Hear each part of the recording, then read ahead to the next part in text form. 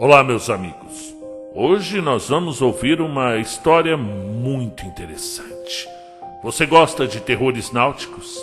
Você tem medo de tentáculos? Então, você vai se surpreender hoje com o conto de Victor Hugo. Sim, aquele mesmo dos Miseráveis, com a tradução de ninguém menos do que Machado de Assis. Eu fico imaginando o que ele pensou quando leu essa história. Vamos ao conto? Conta um Conto apresenta, de Victor Hugo, A Luta com o Monstro. Narração, Marcelo Fávaro.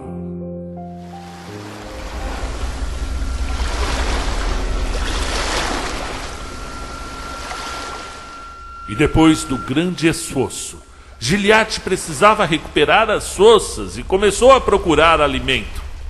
Um grande caranguejo, assustado com a presença dele, tinha pulado na água, mas não mergulhou tanto que Gilliatt não o visse. Fugia e Gilliatt correu atrás dele. De repente, não viu mais nada. O caranguejo metera-se por algum buraco debaixo do rochedo. Gilliatt atracou-se aos relevos da pedra e esticou o pescoço para tentar ver alguma coisa. Encontrou ali uma anfratuosidade que era mais que uma fenda. Era um pórtico. O mar entrava por baixo desse pórtico, mas não era profundo. Via-se o fundo coberto de pedrinhas, que eram esverdeadas e revestidas de filamentos, indicando que nunca estavam a seco. O caranguejo devia ter se refugiado aí. Gilliatt pôs a faca entre os dentes, desceu do alto da rocha e saltou na água, que o cobriu quase até os ombros. Meteu-se pelo pórtico e penetrou num corredor com um esboço de abóbada ogival por cima. As paredes eram polidas e lisas. Já não via o caranguejo. Tomara pé. Caminhava e diminuía-se a luz. Começou a ver coisa nenhuma. E depois de 15 passos, cessou a abóbada e ele se achou fora do corredor.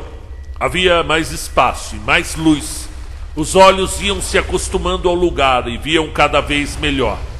Descobriu ao alcance da mão uma fenda horizontal no granito. Provavelmente estava ali o caranguejo. Meteu a mão o mais que pôde e procurou as apalpadelas naquele buraco de trevas. E de repente, sentiu que lhe agarravam o braço. O que ele experimentou nesse momento foi o horror indescritível. Uma coisa que era delgada, áspera, chata, gelada, pegajosa e viva tossia-se na sombra à roda de seu braço nu e subia-lhe para o peito. Era a pressão de uma correia e o impulso de uma verruma. Em menos de um segundo, uma espécie de espiral tinha-lhe invadido o punho e o cotovelo e começava a tocar-lhe o ombro. A ponta metia-se-lhe na axila. Gilliatt atirou-se para trás e mal pôde fazê-lo. Estava com um que pregado. Com a mão esquerda que ficava livre, pegou na faca que tinha entre os dentes. Com essa mão, que segurava a faca, apoiou-se no rochedo com um esforço desesperado para retirar o braço direito. Só conseguiu inquietar a ligadura, que se apertou mais. Era flexível como couro, sólida como aço, fria como a noite. Outra correia, estreita e pontuda, saiu do buraco da rocha. Era uma espécie de língua. Uma língua saindo de uma goela e lambendo medonhamente o corpo nu de Gilliatt. E de repente, esticando-se desmedida e fina, aplicou-se à pele e enrolou-se no corpo. Ao mesmo tempo, um sofrimento inaudito, sem comparação neste mundo, levantava-se-lhe os músculos. Gilliatt sentia que a pele se abria em muitos pontos, de modo horrível. Parecia-lhe que inúmeros lábios pregados à carne procuravam beber-lhe o sangue. Terceira correia saiu para fora do rochedo. Apalpou Gilliatt e chicoteou-lhe os lados como uma corda. Afinal, fixou-lhe como as outras. A angústia, no paroxismo, é muda. Gilliatt não soltou um grito. Havia bastante luz para que ele pudesse ver as as formas repelentes aplicadas ao seu corpo. Quarta ligadura, esta rápida como uma flecha, saltou-lhe em roda no ventre e ali se enrolou. Era impossível cortar ou arrancar aquelas correias viscosas que lhe aderiam estreitamente ao corpo por muitíssimos pontos. Cada um desses pontos era um foco de terrível e estranha dor. Sentia como se fosse engolido, ao mesmo tempo por uma porção de bocas pequeninas. A quinta ligadura saltou-lhe ao tronco, sobrepôs-se às outras e foi enroscar-se na altura do diafragma. A compressão ajuntava-se à ansiedade. Gilliatt mal podia respirar. Aquelas ligaduras, pontudas na extremidade, alargavam-se como as lâminas de espada na ponta para o punho. Todas 5 pertenciam evidentemente ao mesmo centro. Caminhavam e arrastavam-se para Gilliatt. E ele sentia deslocarem-se essas pressões obscuras que lhe pareciam bocas. Bruscamente, uma larva viscosidade redonda e chata saiu de dentro da rocha. Era o centro, e as 5 ligaduras prendiam-se a ele como raios a um eixo. Do lado oposto daquele disco imundo, podia-se ver o começo de outros 3 tentáculos, presos no fundo do buraco. No meio dessa viscosidade havia 2 olhos que olhavam para Gilliatt, e ele reconheceu naquilo um polvo. Para acreditar no polvo é preciso tê-lo visto. Comparadas a ele, as velhas hidras fazem sorrir. Em certos momentos, parece que o elemento fugidio que flutua em nossos pesadelos encontra paralelo na realidade. E dessas obscuras ficções do sonho surgem criaturas. O ignoto dispõe do prodígio e serve-se dele para compor o monstro. Orfeu, Homero e Hesíodo só puderam fazer a quimera. Deus fez o polvo. E quando Deus quer, excede no execrável. Admitidos todos os ideais, se o terror é um fim, o polvo é uma obra-prima. Mas onde reside o perigo do polvo? A baleia é enorme, o polvo é pequeno. O hipopótamo tem uma couraça, o polvo é nu. A jararaca tem um silvo, o polvo é mudo. O rinoceronte tem um chifre, o polvo não tem chifre. O escorpião tem um dado, o polvo não tem dado. O tubarão tem barbatanas cortantes, o polvo não tem. O morcego tem asas com unhas, o polvo não tem asas. O porco-espinho tem espinhos, o polvo não tem espinhos. O espadarte tem um gládio, o polvo não tem gládio. O torpedo tem um raio, o polvo não tem raio. O sapo tem vírus, o polvo não tem vírus. A víbora tem o veneno, o polvo não tem veneno. O leão tem garras, o polvo não tem garras. O jipaeto tem um bico, o polvo não tem bico. O crocodilo tem uma goela, o polvo não tem nem dentes. O polvo não tem massa muscular, nem grito ameaçador. Nem couraça, nem chifre, nem dado, nem barbatanas, nem asa, nem espinho, nem espada, nem descarga elétrica, nem vírus, nem veneno, nem garras, nem bico, nem dentes. Mas o polvo é, de todos os animais, o mais formidavelmente armado. O que é o polvo? O polvo? Bem, o polvo é a ventosa. Nos escolhos do pleno mar, onde a água mostra e esconde todos os esplendores, nas cavas de rochedos não visitadas, nas cavas desconhecidas onde abundam vegetações, crustáceos e conchas, debaixo dos profundos pórticos do oceano, o nadador que se aventura, arrastado pela beleza do lugar, corre o risco de um encontro. Se tiveres esse encontro, não sejas curioso, foge, entra-se fascinado, sai-se apavorado. Nadando, o polvo conserva-se, por assim dizer, na bainha, nada com as antenas fechadas. Imagine um punho costurado dentro de uma manga. Esse punho, que é a cabeça, impele o líquido e avança com um vago movimento ondulatório. Os dois olhos, embora grandes, são pouco distintos por serem da cor da água. Uma forma cinzenta oscila na água, como um trapo. Pouco a pouco, o trapo caminha para a vítima, sob a forma de um guarda-chuva fechado sem o tecido, e de repente abre-se. E 8 raios projetam-se bruscamente em torno de um saco que tem 2 olhos. Esses raios vivem, flamejam ondeando. É uma espécie de roda que se desenrola com 4 ou 5 pés de diâmetro. Atira-se ao infeliz. A hidra arpoa o homem, aplica-se à sua presa, cobre-a, envolve-a com os seus longos braços.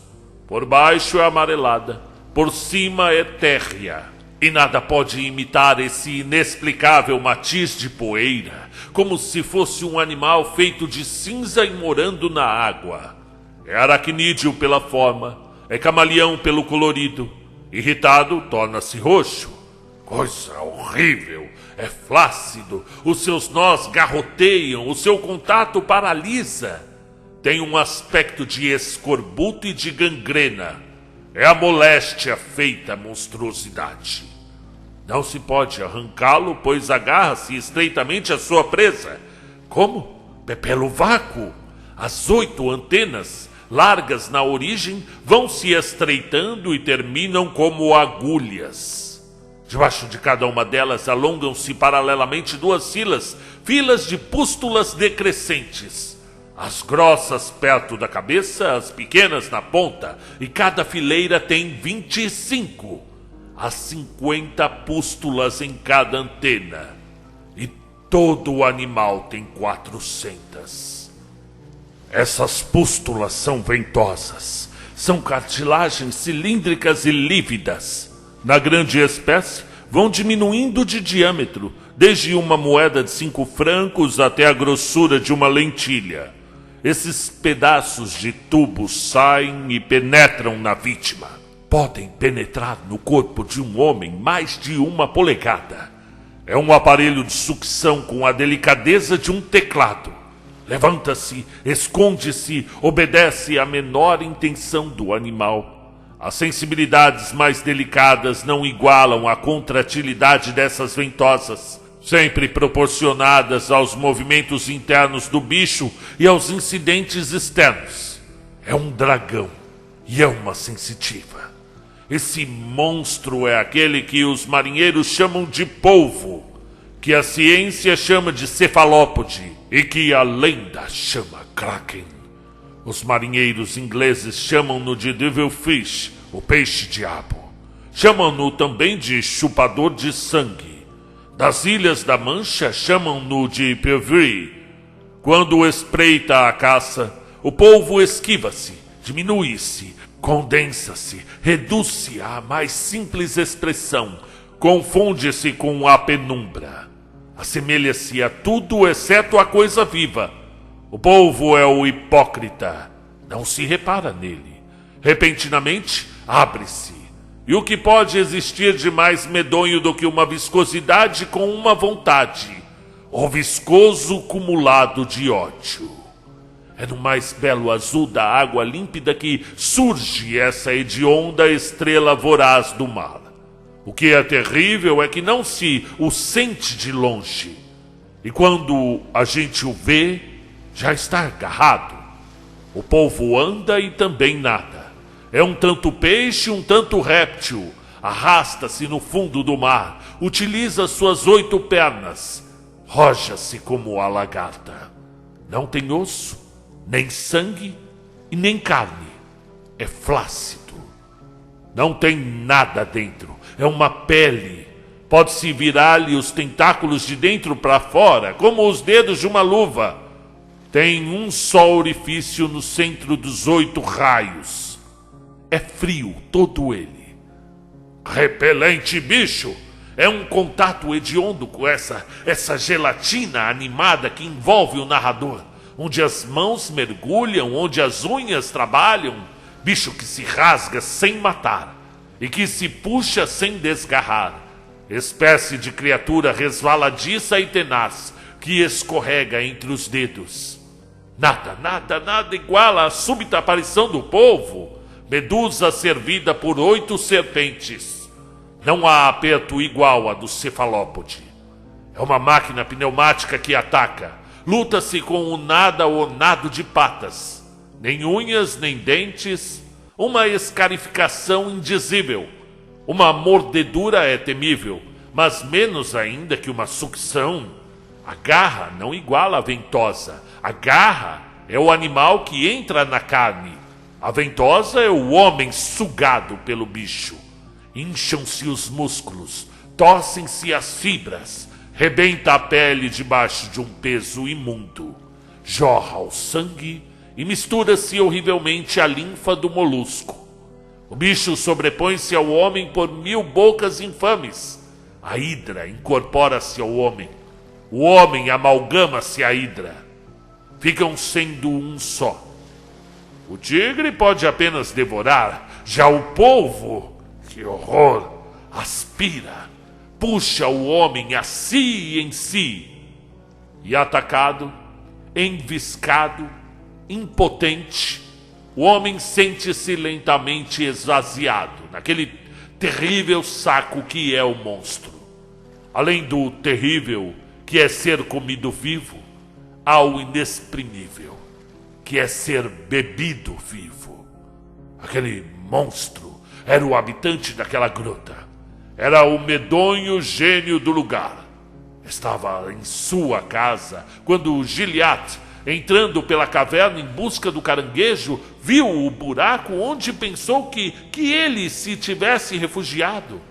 O polvo estava ali à espreita. Gilliatt metera o braço no buraco e o polvo o agarrou. Estava preso. Era a mosca daquela aranha. Gilliatt tinha água até a cintura, os pés agarrados nos seixos arredondados e resvaladiços, um braço direito atado pelas correias do polvo e o tronco do corpo quase desaparecendo debaixo das dobras e cruzamentos daquela atadura horrível. Dos 8 tentáculos do polvo, 3 aderiram à rocha, 5 aderiram a Gilliatt. Deste modo, agarrados ao granito por um lado e ao homem pelo outro, encadeavam-no ao rochedo. Gilliatt tinha sobre o seu corpo 250 chupadores. Estava apertado dentro de uma grande mão, com dedos elásticos e do comprimento de 1 metro, cheios de pústulas vivas que lhe fuçavam na carne. Não se pode arrancar o polvo. Quem o tenta, fica mais fortemente amarrado. Ele aperta-se mais. O seu esforço cresce na razão do esforço da vítima. Quanto maior é a sacudida, maior é a constrição. Gilliatt só tinha um recurso: a faca. Sim, é claro, a faca. Tinha a mão esquerda livre e nela a faca aberta. Mas não se cortam as antenas do polvo. É um couro impossível de cortar, pois resvala debaixo da lâmina. É tal a forma de contato que um corte nessas correias atingiria a própria carne. O polvo é formidável, mas há uma maneira de vencê-lo. Somente uma maneira. Os pescadores o sabem. Os ouriços do mar também o sabem. Ele só é vulnerável na cabeça. E Gilliatt não o ignorava. Há um momento para vencer o polvo, como o há para o touro. É o instante em que o touro curva o pescoço. É o instante em que o polvo estica a cabeça. Instante rápido. Quem o deixa escapar está perdido. O polvo procura apavorar a presa. Agarra e espera o mais que pode. Gilliatt tinha a faca na mão. As sucções aumentavam.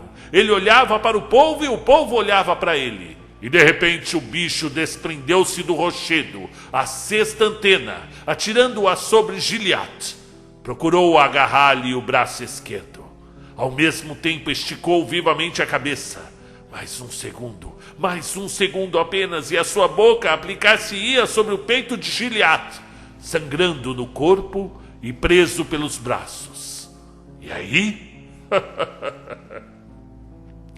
aí ele estaria morto. Mas Giliate vigiava, espreitado e espreitava. Evitou a antena. No momento em que o bicho ia agarrar-lhe o peito, a sua mão armada bateu-se sobre o bicho.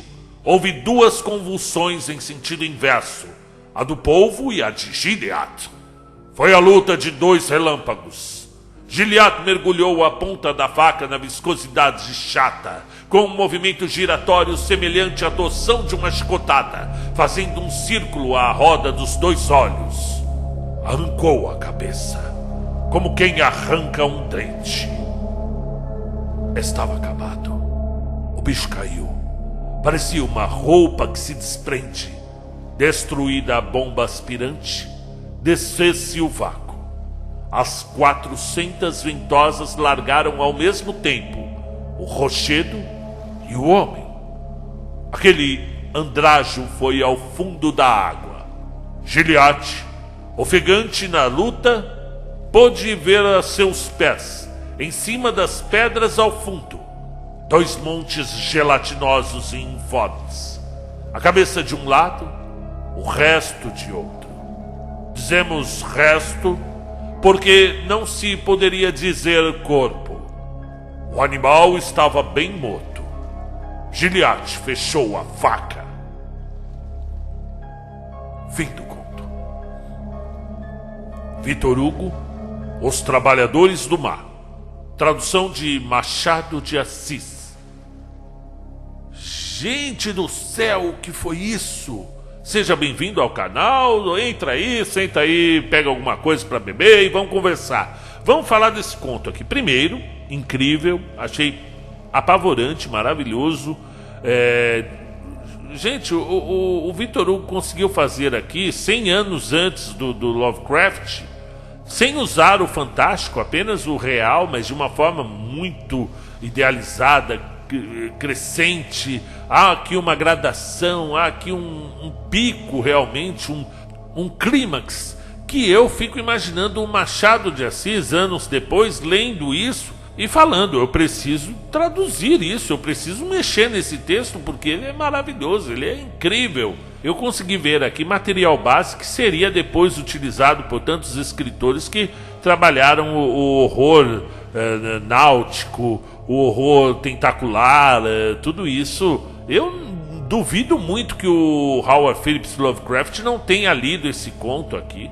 Duvido. Ele mesmo, nas suas milhares de cartas que escreveu, fala muito sobre o seu processo de composição e diz que leu muito antes de começar a escrever. Que na biblioteca de seu avô ele teve uma boa base literária, filosófica, que o ajudou a compor toda a sua obra. E o Victor Hugo aqui, olha, sinceramente, é um dos contos de terror tentacular, se não for o melhor. Eu achei ele aqui comparável ao Chamado de Cthulhu, e de uma forma incrível. Ele primeiro coloca aqui Giliate, que eu não sei de onde veio, provavelmente um náufrago, porque ele fala aqui, depois do grande esforço, Giliate precisava recuperar as forças. Recuperar as forças da onde? Será que ele teve que nadar muito para chegar até a praia? Começou a procurar alimento, então ele não estava abrigado, ele devia estar numa situação realmente de náufrago.